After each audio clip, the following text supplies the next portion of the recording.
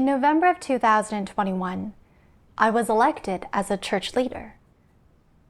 At the outset, I thought doing this duty would allow me to practice using the truth to resolve problems, which would accelerate my life growth. Although there was much that I lacked, I was willing to accept and obey. After a period of actual training, I realized that church leaders were in charge of quite a lot of work tasks. Not only did leaders have to watch over church life, as well as watering and gospel work, they were also involved in tasks such as text-based work and the work of cleansing the church. During my first week, almost every day I was fellowshipping and resolving the states of brothers and sisters at various gathering places, while also arranging and implementing all the tasks. I was up to my neck in work. When I went home at night, I still had some letters to deal with, and I thought that doing this duty was too tiring. When was I going to get a break? Not only was I physically exhausted, but there were all sorts of difficulties and problems in the work, and I had to endure work-related stress. At the time, the sister I was partnered with was tied up in family affairs, so there was a lot of work that she couldn't help me with handling. I was often unable to take care of everything on my own, and gradually the gospel spreaders, the waterers, and the brothers and sisters in charge of text-based work all said that they seldom saw the leaders and couldn't communicate about the work. They were all dissatisfied with me. I thought of all of the different tasks I had to attend to. It all required so much time and energy. So I was extremely envious of the brothers and sisters doing single-item duties who didn't need to exhaust themselves and worry so much like I did. Thinking of this, I became less proactive in my duty than I'd been in the beginning. And sometimes when the upper-level leaders asked me to report on how the implementation of the work was going, I didn't reply proactively. One day, the upper-level leader sent me a letter saying that a technician was needed for a certain task, someone with basic computer skills and aesthetic judgment.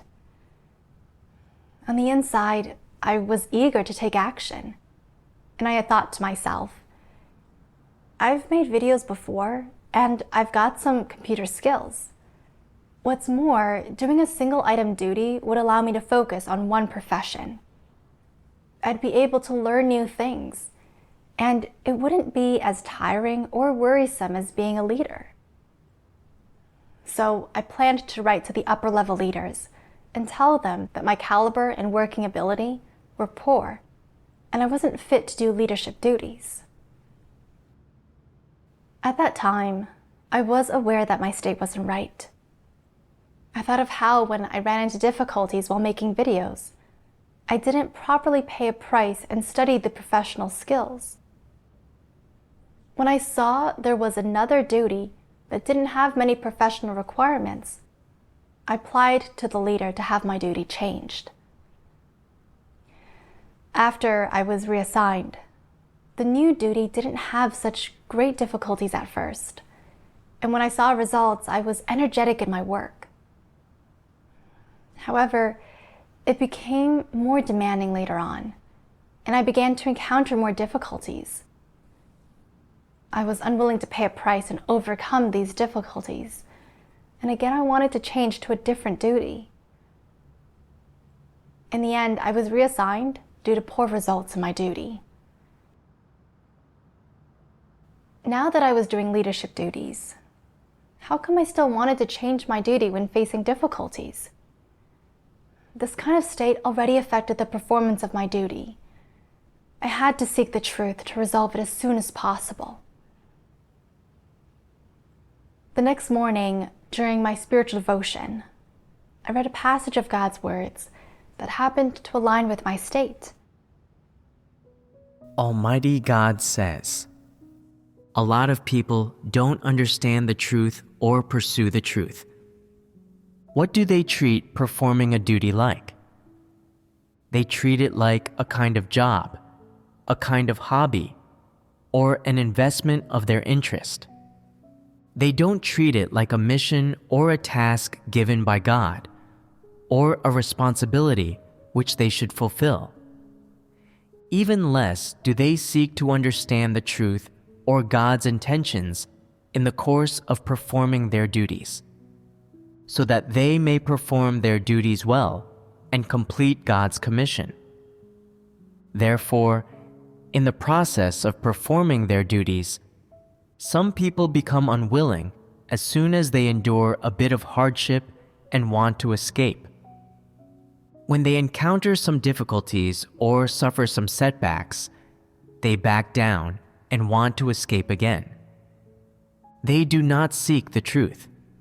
They just think about escaping.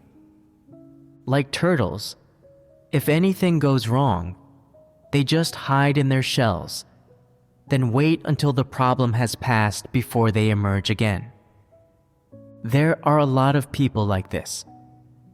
In particular, there are some people who, when asked to take responsibility for certain work, don't consider how they can offer their loyalty, or how to perform this duty and do this work well. Rather, they consider how to shirk responsibility, how to avoid being pruned, how to avoid shouldering any responsibility, and how to emerge unscathed when problems or mistakes occur. They first consider their own escape route and how to satisfy their own preferences and interests, not how to perform their duties well and offer their loyalty. Can people like this gain the truth? They do not put in effort with regard to the truth, and they do not put the truth into practice when it comes to performing their duties. To them, the grass is always greener on the other side of the fence. Today they want to do this. Tomorrow they want to do that.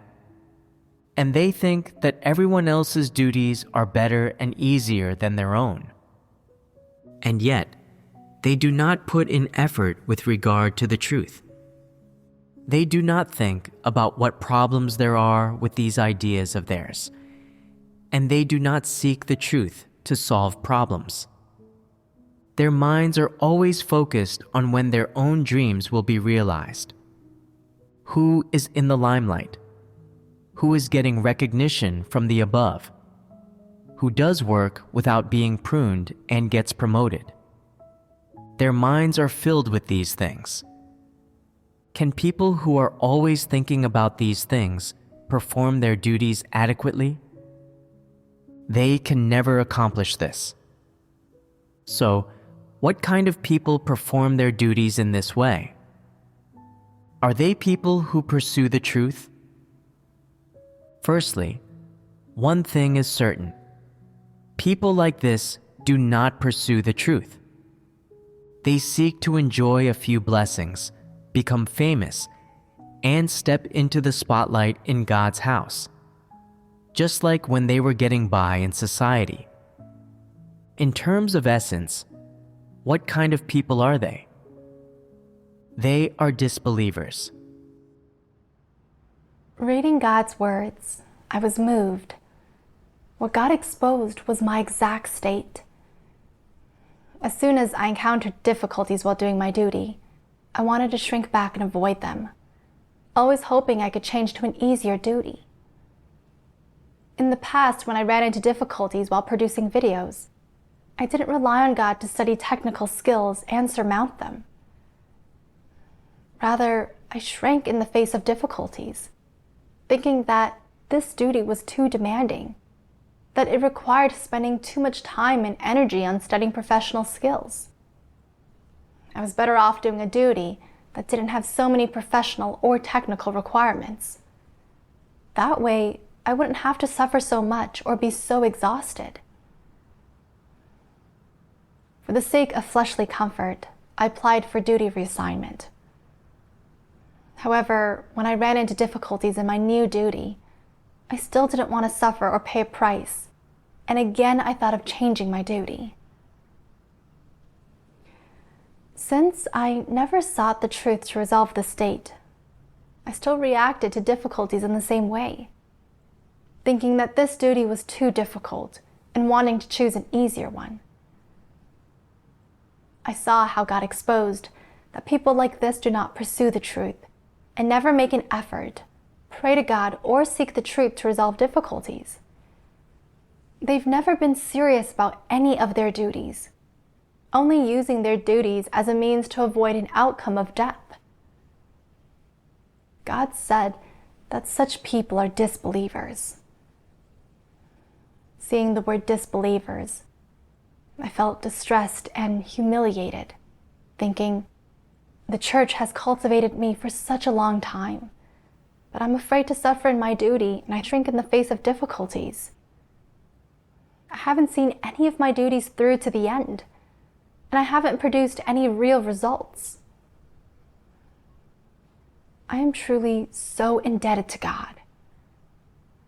If I continue to not do my duty in a down-to-earth manner, and not be serious about the truth or not make any effort with it, I'll be revealed and eliminated in the end.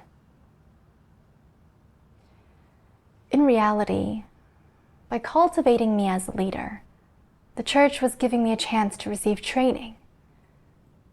Although I encounter many difficulties and problems, and the work is busy and tiring, if I can pray to and seek from God when facing difficulties and problems, I will gain something and achieve some life growth. This is God's exaltation. Understanding this, I was willing to rebel against my flesh and seek the truth more when facing difficulties, and I was more conscientious when doing my duty than before. 3 months later, I was elected as a district leader. Because I had only just taken over this duty, there were lots of problems that I didn't know how to resolve. But I thought that since I had just started training, not knowing what to do was normal. So I was willing to strive to measure up.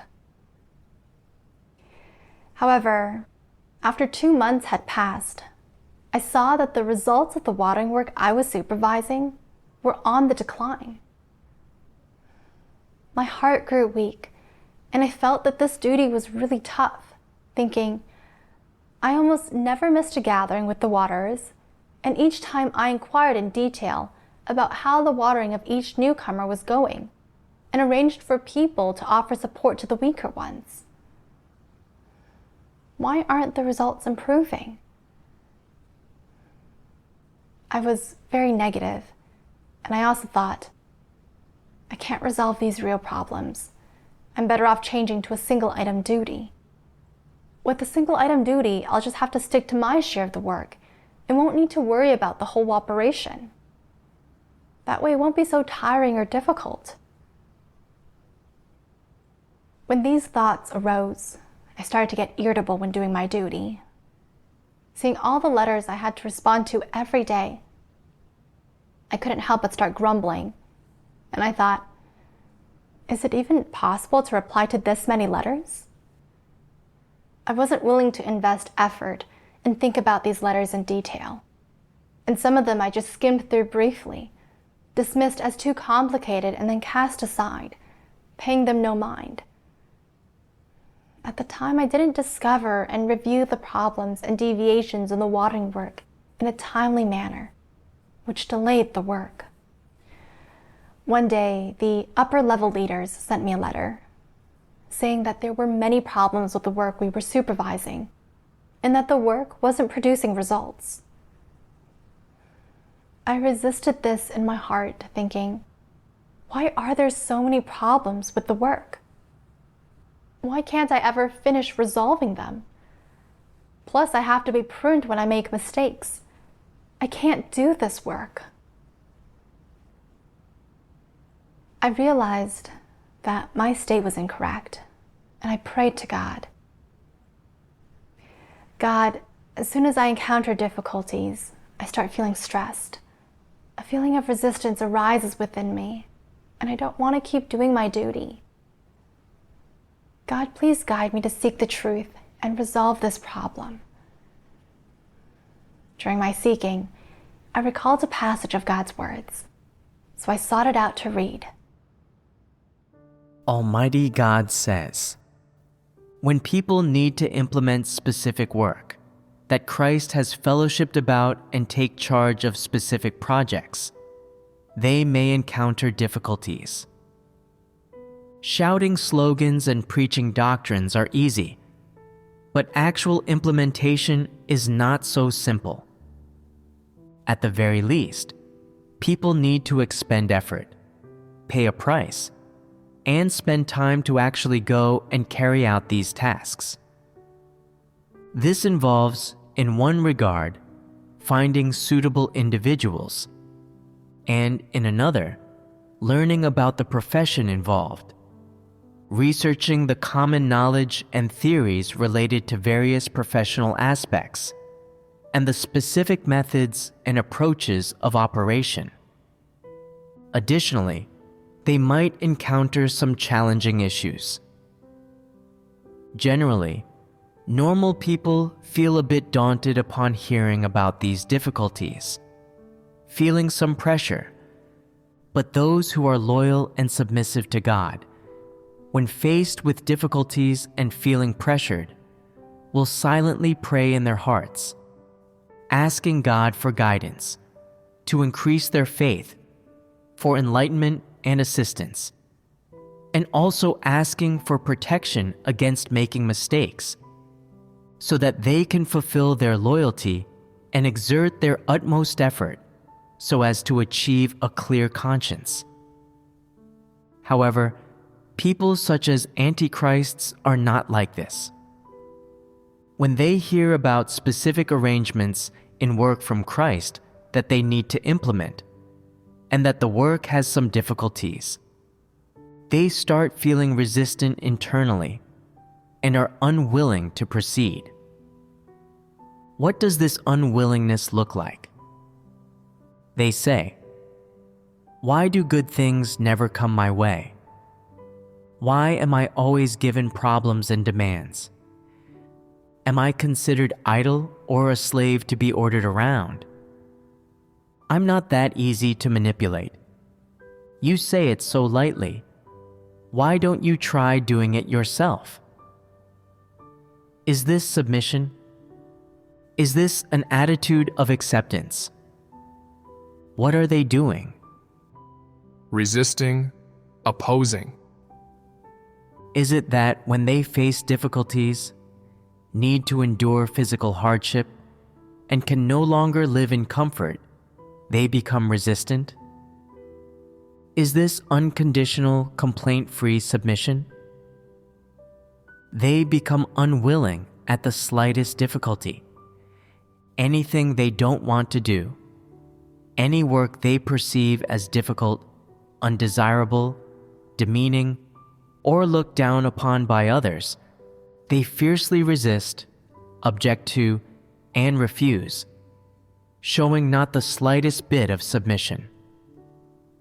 The first reaction of antichrists when faced with Christ's words, commands, or the principles he fellowships about, as soon as it causes them difficulties or requires them to suffer or pay a price, is resistance and refusal, feeling repulsion in their hearts.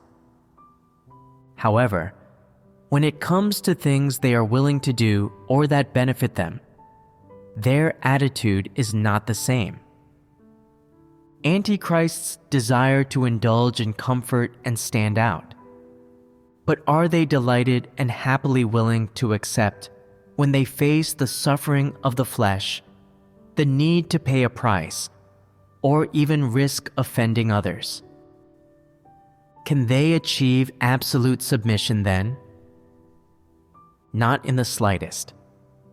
Their attitude is entirely one of disobedience and recalcitrance. When people such as antichrists are faced with things they don't want to do, things that don't align with their preferences, tastes, or self-interests, their attitude toward Christ's words becomes one of absolute refusal and resistance, without a trace of submission. Through the exposure of God's words, I realized that everyone has difficulties and stress when doing their duties, that those who pursue the truth are able to accept this from God, and amidst the difficulties, they're able to pray to God, seek the truth to resolve problems, and do their duties well. Antichrists, however, covet the comforts of the flesh and are happy doing easy duties that put them in the spotlight. When faced with duties that are challenging and require fleshly suffering and investing effort, not only do they not resolve the difficulties, they resist and oppose. I saw that my behavior was the same as that of Antichrists. I only cared for coveting comforts of the flesh and was unwilling to pay a price in my duty. When the watering work I was in charge of didn't produce results and ran into difficulties, I thought that doing this duty was hard and wanted to change to another one so that my flesh could relax a little. When I saw that I needed to respond to lots of letters every day, I resisted and grumbled, simply casting the letters aside and paying them no mind. Consequently, the deviations in the work were not promptly reversed and resolved, which affected the results of the watering work. Doing leadership duties, my main job was to supervise the watering work and get more newcomers to lay down roots on the true way. However, I neglected this work and treated it lightly, not putting effort into resolving the existing problems and causing the work to come to a standstill. Doing my duty like this, I was really unworthy of anyone's trust. I had no humanity at all. Later on, I pondered, why do I always pick easy jobs and shirk hard ones in my duty, shrinking from difficulties and folding in the face of hardship? I read God's words. Almighty God says, "When doing a duty, people always pick light work, work that isn't tiring, and that does not involve braving the elements outdoors. This is picking easy jobs and shirking hard ones, and it is a manifestation of coveting the comforts of the flesh. What else? Always complaining when their duty is a little hard, a little tiring, when it involves paying a price. Being preoccupied with food and clothing, and the pleasures of the flesh. These are all manifestations of coveting the comforts of the flesh. When such a person sees that a task is too laborious or risky, they foist it off on someone else. They themselves only do leisurely work, and they make excuses, saying that they are of poor caliber, that they lack workability, and cannot take on this task, when in fact, it is because they covet the comforts of the flesh. There's also when people always complain about difficulties while doing their duty, when they don't want to put any effort in, when, as soon as they have a little downtime, they take a rest, chatter idly, or partake in leisure and entertainment. And when work picks up and it breaks the rhythm and routine of their lives, they are unhappy and dissatisfied with it. They grumble and complain, and they become perfunctory in doing their duty. This is coveting the comforts of the flesh, is it not? Are people who covet the comforts of the flesh suitable for doing a duty? As soon as someone brings up the subject of doing their duty, or talks about paying a price and suffering hardship, they keep shaking their heads. They have too many problems. They are full of complaints, and they are filled with negativity. Such people are useless. They are not qualified to do their duty, and should be eliminated. Today, you do not believe the words I say, and you pay no attention to them. When the day comes for this work to spread, and you see the entirety of it, you will regret, and at that time you will be dumbfounded. There are blessings, yet you do not know to enjoy them, and there is the truth, yet you do not pursue it. Do you not bring contempt upon yourself? Today, although the next step of God's work has yet to begin, there is nothing additional about the demands that are made of you and what you are asked to live out. There is so much work and so many truths. Are they not worthy of being known by you? Is God's chastisement and judgment incapable of awakening your spirit? Is God's chastisement and judgment incapable of making you hate yourself?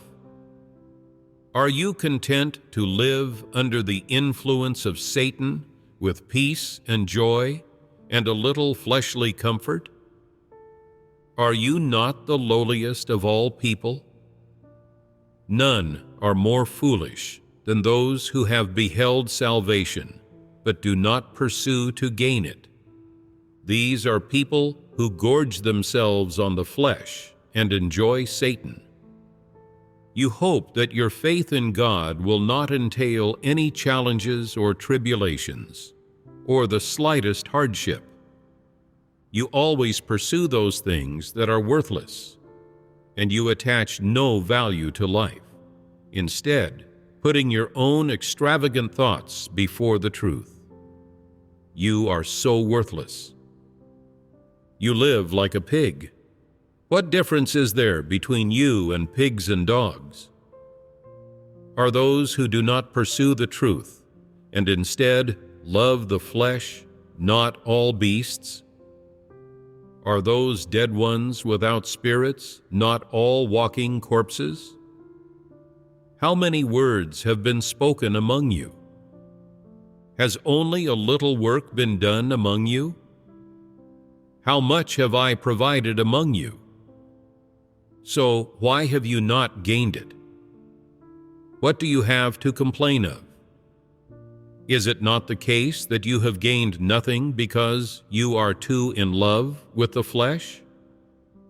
A coward such as you, who always pursues the flesh, do you have a heart? Do you have a spirit? Are you not a beast? I give you the true way without asking for anything in return, yet you do not pursue. Are you one of those who believe in God? I bestow real human life upon you, yet you do not pursue. Are you no different from a pig or a dog? Pigs do not pursue the life of man. They do not pursue being cleansed, and they do not understand what life is. Each day, after eating their fill, they simply sleep. I have given you the true way, yet you have not gained it. You are empty-handed. Are you willing to continue in this life, the life of a pig? What is the significance of such people being alive? Your life is contemptible and ignoble. You live amid filth and licentiousness, and you do not pursue any goals. Is your life not the most ignoble of all? Do you have the gall to look upon God?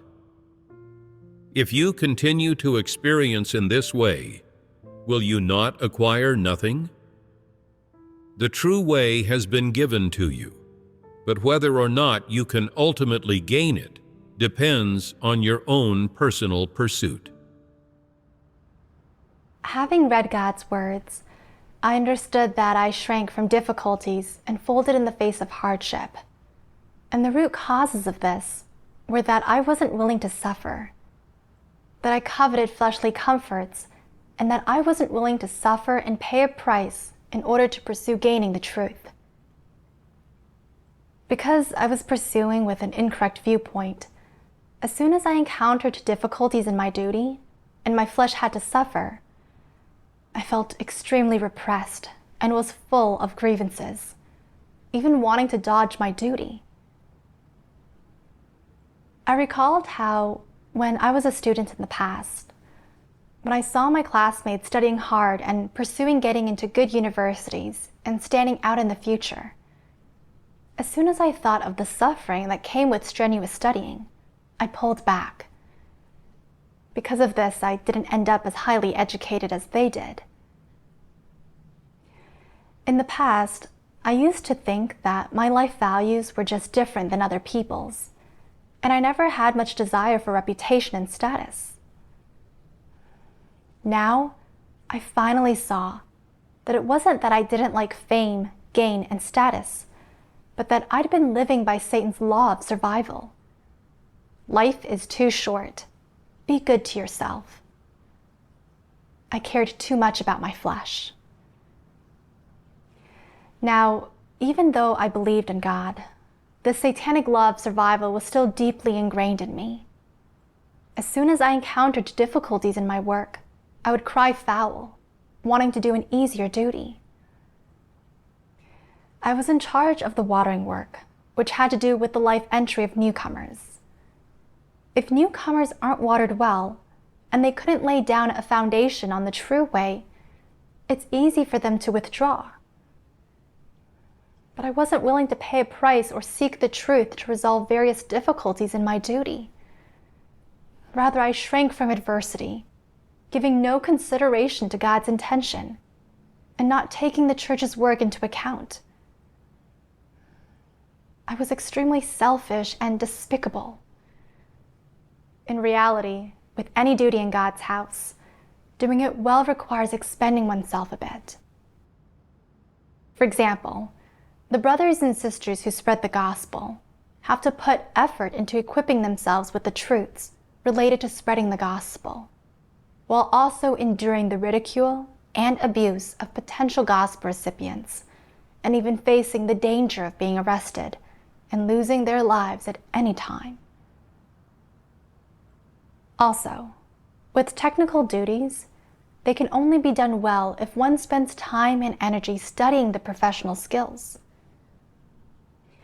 When brothers and sisters who pursue the truth are faced with such difficulties, they're able to seek the truth and learn lessons, getting better at their duties the longer they do them, and they feel that all their suffering is worth it. In the past, I didn't have that kind of pursuit or resolve. My attitude toward my duty was like that of a slacker, wanting to muddle along in everything I did, not seeing anything through and not completing any of my tasks. If I continued to pursue fleshly comforts and didn't properly pursue the truth, and if I didn't suffer and pay a price to do my duty well, I wouldn't do a good job in any duty. I'd truly become useless trash that ought to be eliminated. Later, I read more of God's words. Almighty God says, Man must pursue to live out a life of meaning and should not be satisfied with his current circumstances. To live out the image of Peter, he must possess the knowledge and experiences of Peter. Man must pursue things that are higher and more profound. He must pursue a deeper, purer love of God and a life that has value and meaning. Only this is life. Only then will man be the same as Peter. You must focus on being proactive toward your entry on the positive side, and must not passively allow yourself to backslide for the sake of momentary ease, while ignoring more profound, more specific, and more practical truths. Your love must be practical, and you must find ways to free yourself from this depraved, carefree life that is no different from an animal's. You must live out a life of meaning, a life of value, and you must not fool yourself or treat your life like a toy to be played with.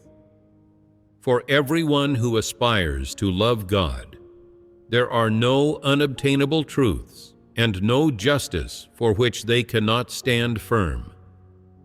How should you live your life? How should you love God and use this love to satisfy His intentions? There is no greater matter in your life. Above all, you must have such aspirations and perseverance, and should not be like those who are spineless, those who are weaklings.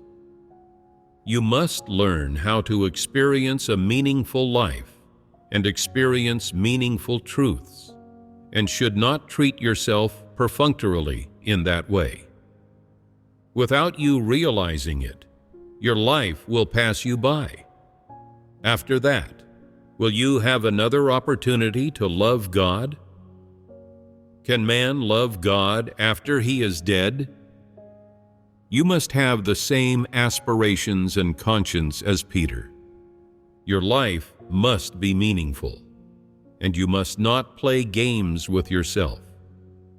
As a human being, and as a person who pursues God, you must be able to carefully consider how you treat your life, how you should offer yourself to God, how you should have a more meaningful faith in God, and how, since you love God, you should love Him in a way that is more pure, more beautiful, and more good. From God's words, I saw that God hopes people can treat pursuing the truth as a major part of their life. If I lost my chance to gain the truth for the sake of temporary comforts of the flesh, would that not be foolish? When God's work ends, if we haven't gained the truth or changed our disposition, we'll only regret it our whole life. In my time doing leadership duties, although there was much I lacked, and although the work involved a fair amount of difficulties and stress, I gained so much more than I had doing single-item duties. Not only had it elevated my working abilities, I'd also come to understand some truth principles. I saw that the difficulties and the stress, all of it was a blessing from God. I made a resolve that I wouldn't want to keep dodging and avoiding my duty for the sake of fleshly considerations. When facing difficulties, I would pray to and rely on God more, and seek the truth to resolve them. Soon after, I began to seek and ponder the reason that the watering work wasn't producing results. Through reflecting and reviewing, I saw that it was primarily because I was too passive in my duty and didn't focus on reviewing deviations. When newcomers had problems, I didn't resolve them on the grounds that I was unqualified to do so, causing a lot of problems to pile up with no path toward resolution. Afterward, once I actually started paying a price in my work, the watering work's results began to steadily improve. I experienced firsthand the sweet feeling of not living amidst difficulties and practicing according to God's words. Then I had even more faith to experience the situation. Later on, I was put in charge of even more work. And on top of that, I wasn't familiar with the work and was lacking with regard to fellowshipping on the truth and resolving problems. It felt quite strenuous, but I was willing to rebel against my flesh and put the utmost effort toward my duty. After a month or two of doing the duty, the results weren't too great, and I felt a bit discouraged, thinking that doing this duty was too hard and that the previous duties I'd done were more relaxed. I realized that my state was incorrect, and so I prayed to God and sought the truth to resolve it. I read God's words. Almighty God says, "Those who truly believe in God are all individuals who attend to their proper work. They are all willing to fulfill their duties, capable of shouldering a piece of work and doing it well according to their caliber and the regulations of God's house. Of course, it may be challenging to adapt to this life at first. You may feel physically and mentally exhausted. However, if you truly have the resolve to cooperate and the willingness to become a normal and good person and to achieve salvation, then you must pay a bit of a price and allow God to discipline you. When you have the urge to be willful, you must turn your back on it and let go of it, gradually reducing your willfulness and selfish desires. You cannot say, "This is too much pressure, so I won't do it. I'm just seeking leisure, ease, happiness, and comfort in fulfilling my duty and working in God's house." This will not work. It is not a thought that a normal adult should possess, and God's house is not a place for you to indulge in comfort. Every person takes on a certain amount of pressure and risk in their life and work. In any job, especially fulfilling your duty in God's house, you should strive for optimal results. On a greater level, this is the teaching and demand of God. On a smaller level, it is the attitude, viewpoint, standard, and principle that every person should adopt in their comportment and actions. From God's words, I understood that as an adult with normal reason, I should be able to take on work. Even though difficulties will sometimes arise in the work, requiring some suffering, this is something I ought to experience in the course of pursuing salvation. Even non-believers have to suffer a lot in order to make a living. As for us believers, the suffering we endure when doing our duties is meaningful and beneficial to our lives. Understanding this, I was willing to submit and experience. After this, when there were lots of difficulties in my duty, sometimes I'd still feel a bit despondent, but I wouldn't want to resign from my duty because of them. Rather, I was able to see God's intention amidst the difficulties, do my best to measure up, and correctly regard the difficulties and stress in my duty. I thank God for my heart.